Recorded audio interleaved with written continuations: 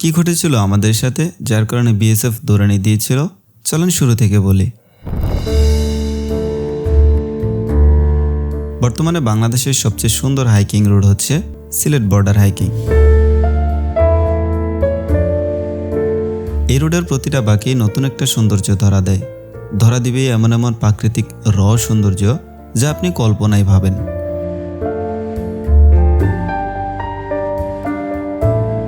কখনো সবুজ মাঠ, কখনো সীমান্ত ঘেঁষা রাস্তা, কখনো নদীর পাশ ধরে হাঁটা, নীল আকাশ আর মনের আনন্দে হাঁটা গরু। তখনও জানতাম না এই যাত্রা শুধু সুন্দর কিছু দৃশ্য নয়, সঙ্গে রেখে যাবে এমন একটা স্মৃতি যা কোনোদিন ভুলতে পারবো না। 2 দিনের এই ট্রিপে আমি ঘুরে দেখেছি বর্তমান সময়ের সবচেয়ে পরিচিত জায়গা লক্ষণছড়া, ছবির মতো সুন্দর রুবাইছড়া, কাচের মতো স্বচ্ছ পানির তুরংছড়া, উৎমাছড়া, বিছানাকান্দি, কলমছড়া এবং পান্তুমাই ঝর্ণা। এই সবগুলো জায়গা ঘুরতে আমার খরচ হয়েছে ট্রেন এবং বাস ভাড়া সহ মাত্র 2225 টাকা। খরচের বিস্তারিত ভিডিও শেষের দিকে থাকবে।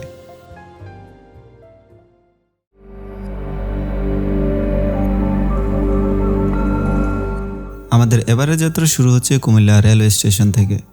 স্টেশনে পৌঁছাতেই একটা বৃষ্টিময় ওয়েদার পেয়ে মনটা আনন্দে ভরে গেল।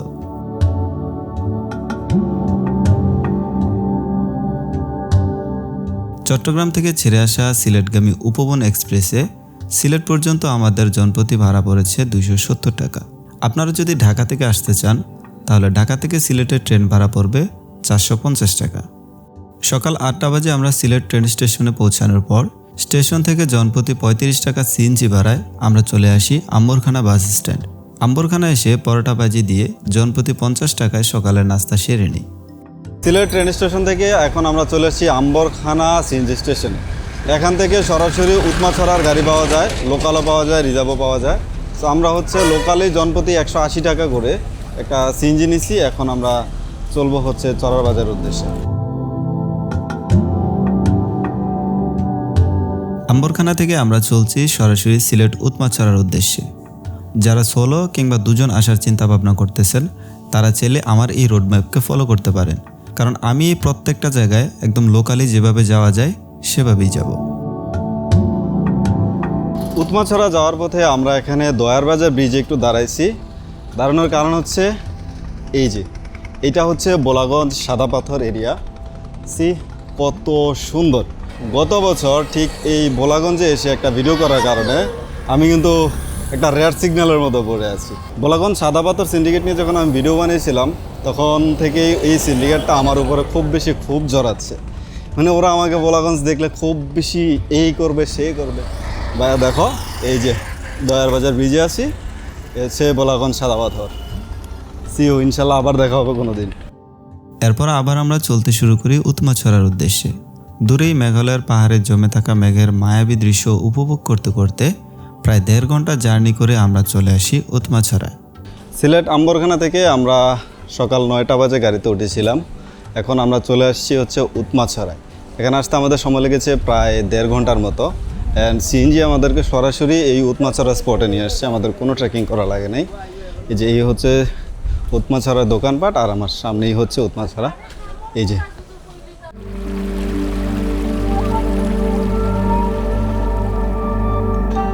উৎমাছড়ার জায়গাটা দারুণ সুন্দর।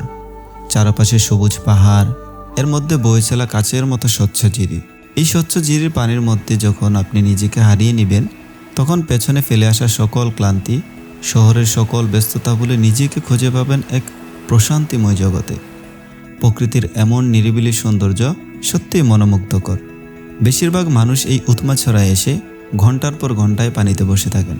তার কারণ প্রাকৃতিক এই থেরাপি আপনি মেডিসিনের মাঝেও পাবেন না।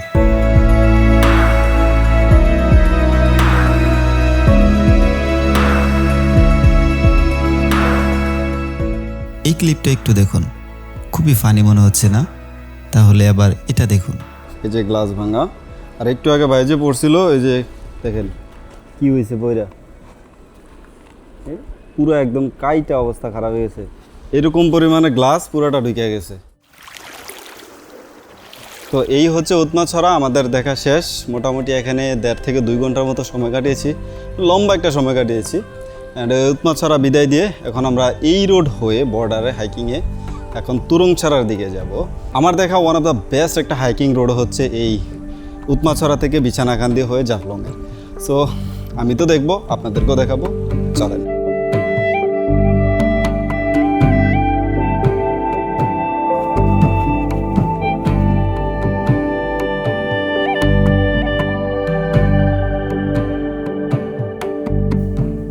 উৎমাছড়া থেকে আমরা হাঁটা শুরু করি। বর্ডারের পাশে মেঘালয়ের পাহাড়ের সৌন্দর্য দেখে দেখে হাঁটার আনন্দটাই অন্যরকম। কখনো জিরির মধ্যে দিয়ে হাঁটি, কখনো গ্রামের ভেতর সরু রাস্তা দিয়ে, আবার কখনো ধান ক্ষেতের মধ্য দিয়ে হাঁটতে হাঁটতে প্রকৃতির সৌন্দর্য উপভোগ করি। তারপর আমাদের চোখের সামনে ভেসে ওঠে রুবাইছড়া ঝর্ণা, দূর থেকেই যার সৌন্দর্য ছিল অসাধারণ। এরপর আমরা হাঁটতে হাঁটতে এর কাছে যাই।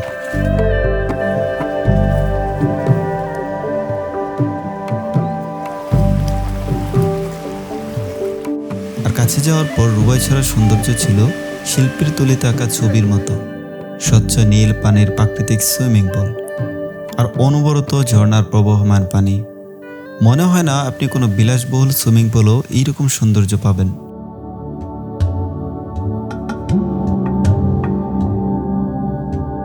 রুবাইছড়া দেখা শেষ করে আমরা আবারও হাঁটতে শুরু করি তুরংছড়ার উদ্দেশ্যে। একদম বর্ডারের পাশ ঘেঁষা রাস্তা দিয়ে হাঁটতে হাঁটতে প্রায় 30 মিনিটের মধ্যেই আমরা পৌঁছে যাই তুরংছড়া। তো আমরা ফাইনালি তুরংছড়ায় চলে আসছি। অ্যান্ড দেখেন কতটা সুন্দর, কতটা নীল এই পানিটা। আমার মনে হয় যে আজকের দিনে যতগুলো পানি দেখছি সবচেয়ে নীল পানি হচ্ছে এটা। এই জায়গাটার নাম হচ্ছে তুরংছড়া সি। অ্যান্ড আমার পিছনে হচ্ছে বর্ডার। এই বর্ডার কিন্তু অতিক্রম করা যাবে না। তুরংছড়া জায়গার সৌন্দর্য ভাষায় প্রকাশ করা কঠিন। আমাদের বাংলাদেশেও যে এমন সুন্দর নীল ছড়া আছে তা আমার আগে জানা ছিল না। জায়গাটা খুবই শান্ত, নিরিবিলি আর মনোমুগ্ধকর। এখানে আসার পর আমার মনে হলো জীবন আসলে অনেক সুন্দর, তবে আপনি যদি তা উপভোগ করতে জানেন, নিজেকে যদি হারিয়ে ফেলতে পারেন এরকম প্রকৃতির একদম গভীরে।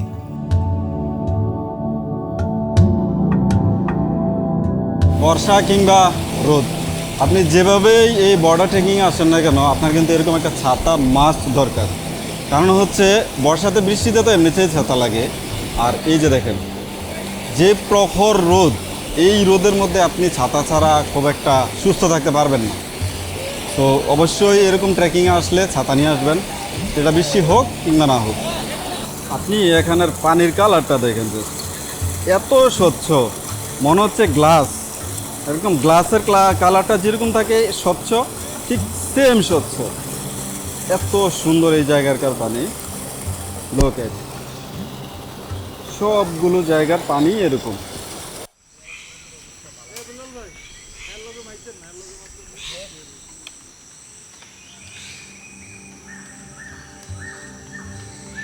তুরংছড়া শেষ করে আমরা আবারও হাঁটা শুরু করি বিছানাকান্দির উদ্দেশ্যে। এবারে আমরা উপভোগ করছি গ্রামের প্রাকৃতিক সৌন্দর্য। আমাদের দেশেও যে কত সুন্দর তা আপনি চোখ মেলে না দেখলে বুঝবেন না।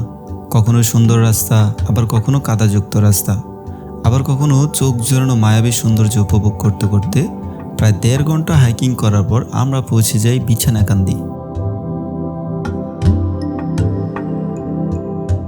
তো আমরা এখন বিছানাকান্দি চলে আসছি। এটাই প্রচুর খিদা। এখান থেকে লোকাল খাবার আছে। এখান থেকেই প্যাকেজ সিস্টেমে 180 টাকা প্যাকেজ। এখানে হাঁস, গরু, মুরগি, মাছ সবই আইটেম আছে। তো আমরা এখন খাবারটা খেয়ে নিই।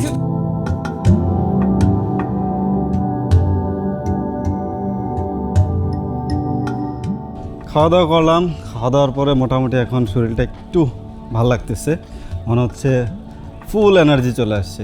এই হচ্ছে বিছানাকান্দি ছড়া। এটাতে এখন যাব, ঠান্ডা শীতল পানিতে গোসল করব। কতক্ষণ পরে থাকে নিজেও জানি না, কারণ আজকে তো আর কোথাও যাব না, যতক্ষণ ইচ্ছা।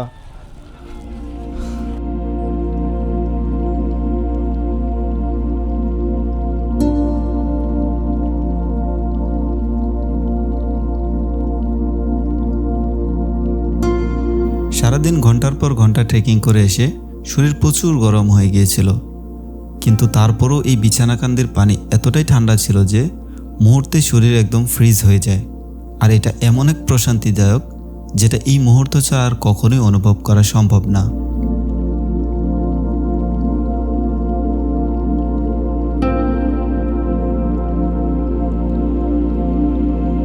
প্রায় ঘন্টাখানেক পানিতে সময় কাটানোর পর রাতে থাকার জন্য আমরা এই মেঘালয় রেস্ট হাউসে চলে আসি। বিছানাকান্দিতে রাত কাটানোর জন্য খুব ভালো মানের হোটেল বা রিসোর্ট নেই। আমরা যেটাতে ছিলাম এটা মোটামুটি চলে। আমাদের 3 জনের ভাড়া পড়েছিল 1000 টাকা, তবে সংখ্যায় কম এবং সরকারি ছুটি বাদ দিলে আপনি এটাতে 500 থেকে 600 টাকার মধ্যেও রাত কাটাতে পারবেন। তারপর আমরা রাতের খাবার এই রেস্ট হাউসেই অর্ডার করে দিই। আমাদের জনপ্রতি খরচ হয়েছে 170 টাকা প্যাকেজ। প্যাকেজে ছিল আলু ভর্তা, ছোট মাছ, গরু মাংস এবং ডাল।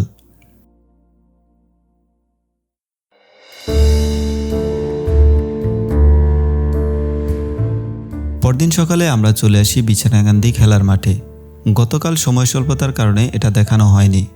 এখানে খেলার মাঠের পাশেই একটা বড় গাছ আছে যেটা দেখতে অনেক সুন্দর। মাঠের মধ্যে গবাদি পশু ঘাস খাচ্ছে আর দূরেই দেখা যাচ্ছে মেঘালয়ের একটি অসম্ভব সুন্দর ঝর্ণা।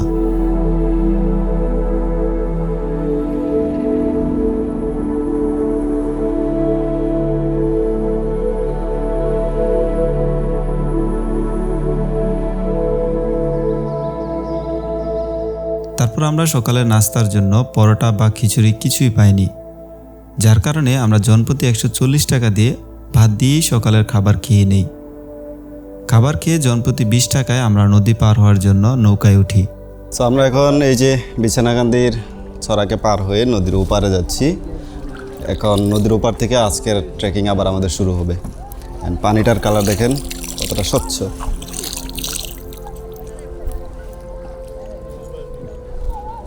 ওই আর ওই যে এই ঝর্ণাটা দেখা যাচ্ছে, এটা হচ্ছে কিনরাম ফলস। এটা মেঘালয়ের দুধসাগর হিসাবে পরিচিত, অনেক বড়।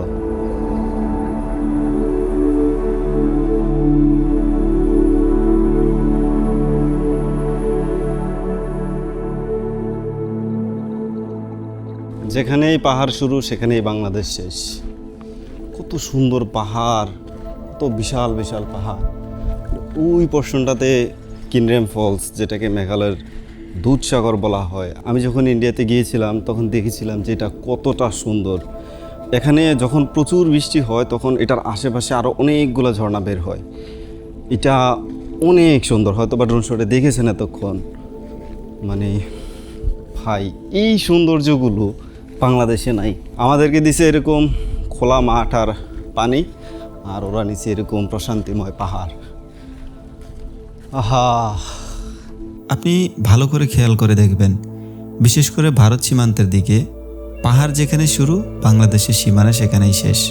হাতের সামনে থাকা না ছুঁতে পারা এই মেঘালয় যে কত সুন্দর আপনি তো কল্পনাও করতে পারবেন না। কিন্তু আফসোসের বিষয় হচ্ছে এগুলো আমাদের না।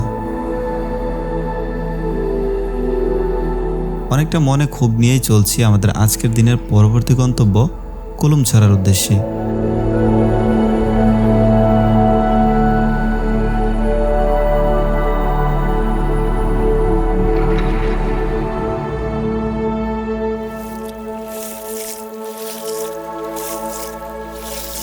প্রায় 10 মিনিট হাঁটার পর আমরা পৌঁছে যাই কুলুমছড়া।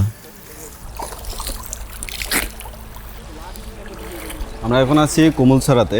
আমরা ভিতরের দিকে যেতে পারছি না, আমাদেরকে বিজিবি নিষেধ করতেছে। এই যে এরা হচ্ছে ইন্ডিয়ান আর আমরা হচ্ছে বাংলাদেশি, আর ওই হচ্ছে কাঁটাতারের বেড়া। এখন ওরা এখানে এসে মাছ ধরতেছে, কিন্তু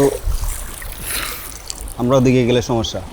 যাই হোক, এখান থেকে এখন আমরা যাচ্ছি লক্ষণছড়ার ওদিকে, যেহেতু আমাদের কাছে আজকে ঘোরার অনেক অপশন আছে। সো এখানে যাওয়াটা আমাদের জন্য খুব একটা মুখ্য বিষয় নয়। চলেন আমরা এখন লক্ষণছড়ার দিকে যাই। এই যে বেশিরভাগ সৌন্দর্যই পড়েছে ভারতের ভিতরে, যার কারণে আমরা অনেক কিছুই মিস করি। ওয়ালাইকুম সালাম। কেমন আছো? নাম কি? আব্দুল্লাহ।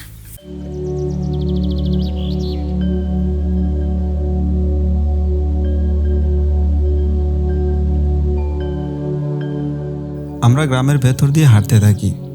এই রোডের প্রতিটা দৃশ্যই ছিল উপভোগ করার মতো। এমন সুন্দর পরিবেশ যা দেখে শরীরে কখনো ক্লান্তি আসে না।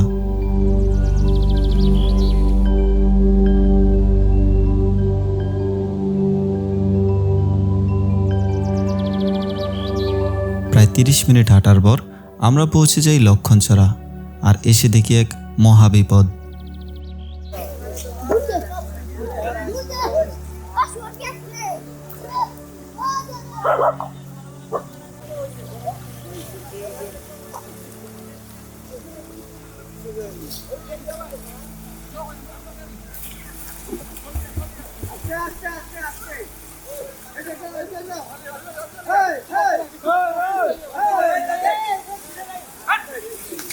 আমরা লক্ষণছড়া আসছিলাম, ওখান থেকে বিএসএফ আমাদেরকে, আমরা যাই নাই ভিতরে, তারপরও বিএসএফ ওখানে যারা টুরিস্ট ছিল ওরা দৌড়াইছে।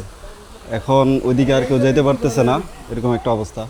সবাই দাঁড়ায় রয়েছে যার যার মতো করে।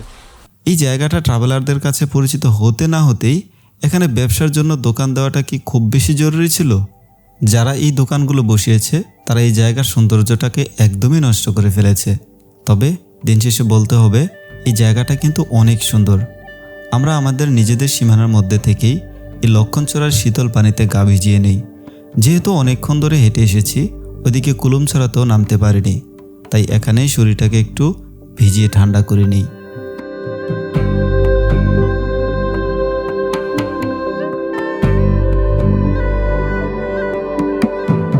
হাঁটতে শুরু করি পান্থমায়ের উদ্দেশ্যে। এর মধ্যেই ছোট একটা নদী নৌকা দিয়ে পার হয়, জনপ্রতি 10 টাকা করে।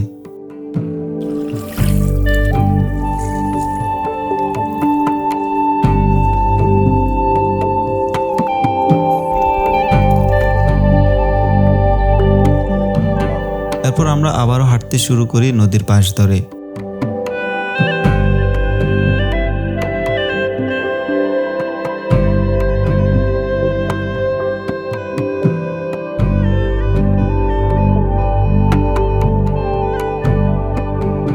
কখনো গ্রামের ভেতর দিয়ে, কখনো সবুজ মাঠ পেরিয়ে প্রায় 1 ঘন্টা 10 মিনিট হাঁটার পর আমরা পৌঁছে যাই পান্থমাই।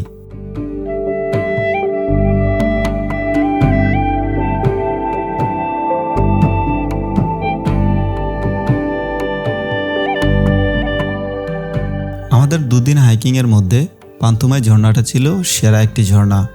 তবে এখানেও আমাদেরকে আফসোস করা ছাড়া আর কিছুই করার নেই। এত সুন্দর একটি ঝর্ণা, তাও আবার পড়েছে ভারতের মধ্যে। 2 দিন হাইকিংয়ের শেষ গন্তব্য এটি, তাই এখানে নদীর মধ্যে গোসল করে নিই।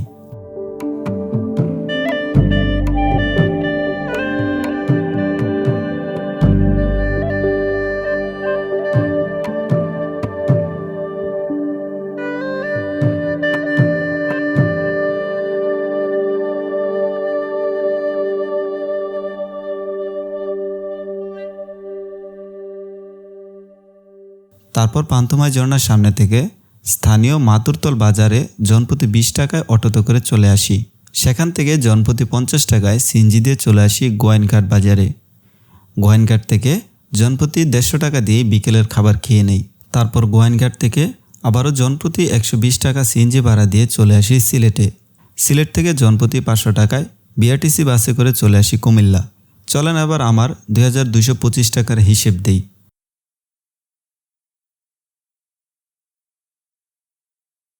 এই হচ্ছে আমার এই ট্রিপের সর্বমোট খরচ হয়েছে 2225 টাকা। কিন্তু আপনি যদি এই সেম ট্রিপটা কোনো ট্রাভেল গ্রুপের সাথে কিংবা কোনো ট্রাভেল এজেন্সির সাথে করতে চান, তাহলে আপনার কত টাকা খরচ হতে পারে একটু শোনেন। আসসালামু আলাইকুম ভাইয়া, আমাদের রেগুলার প্রাইস হচ্ছে 5500 টাকা, বাট এই সপ্তাহে ডিসকাউন্টে 5000 টাকা যেতে পারবে। ভাই চিন্তা করেন, 5500 টাকা, 2225 টাকার খরচ 5500 টাকায়। So be careful